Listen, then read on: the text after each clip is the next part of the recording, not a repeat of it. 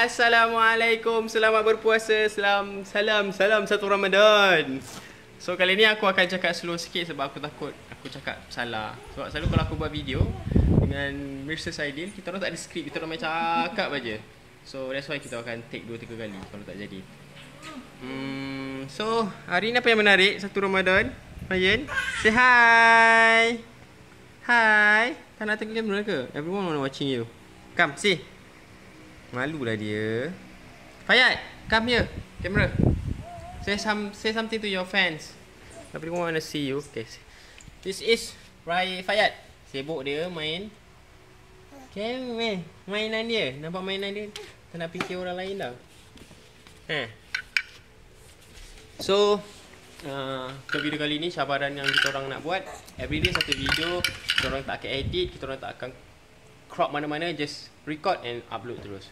So kita akan buat video ni sampai 30 Ramadan.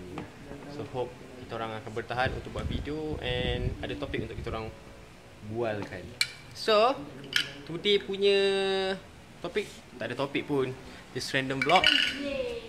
First day Ramadan, chill kat rumah je lah, buka puasa kat rumah, beli makanan dekat bazar. So tadi kita orang pergi bazar, kita orang beli a few makanan. Kita orang ada beli nasi kerabu untuk aku, nasi putih, apa Ayu? Ayam goreng kunyit untuk Mr. Saidil. Lepas tu ada air kelapa. Wow! Lepas tu aku beli popia. Kita orang beli 2 popia sebab first kita orang beli popia tu, aku tak tahu yang kawan aku dia jual popia juga. So aku beli juga popia basah dekat kawan aku. Nama dia Asher, dia main skateboard. Lepas tu beli ayam percik. So aku rasa itu saja. Kalau boleh jangan membazir ketika Ramadan ni. Bukalah mana yang perlu saja, beli apa yang korang nak. Tak payah korang nak beli semua tapi in the end korang tak makan pun. Betul tak? Say hi. Suruh sikit tengok video ni. Ni tak dengar orang cakap. Say hi, bye bye. So video ni maybe akan dalam 3 hingga ke 4 minit. Memang aku takkan crop, aku takkan edit. Apa lagi? Sebelum masa tamat. Okay, ini rumah sewa kita orang yang terbaru. Kita orang baru pindah dalam sebulan 2 bulan lepas kot. Sebulan lepas kot.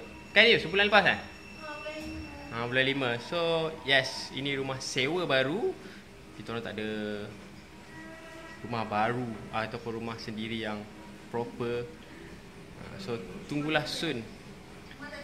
Ya, rumah yang kita orang beli tak siap lagi. So inilah overview rumah sewa kita orang. Korang boleh tengok sikit, tunjuk sikit.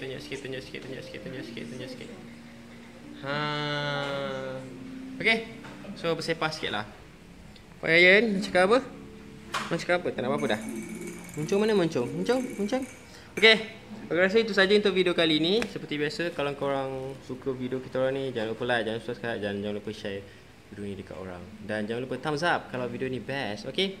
So insyaAllah kita orang akan update lagi video esok. Nantikan apa yang kita orang akan update untuk korang. Okay. That's it for today. Selamat berbuka puasa. Dan yes, see you tomorrow. Bye bye. Bye, cepat bye. Muah. Tak ada mood. Bye bye, cepat bye bye. Muah.